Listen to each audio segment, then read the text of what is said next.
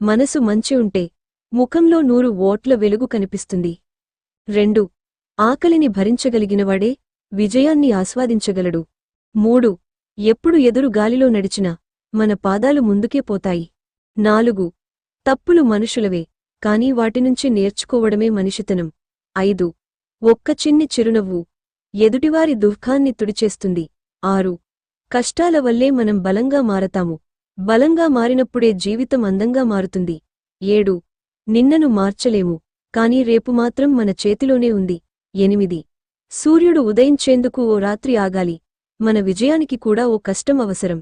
9 తప్పిపోయిన అవకాశాలపై బాధపడొద్దు, వచ్చే అవకాశానికి సిద్ధంగా ఉండండి.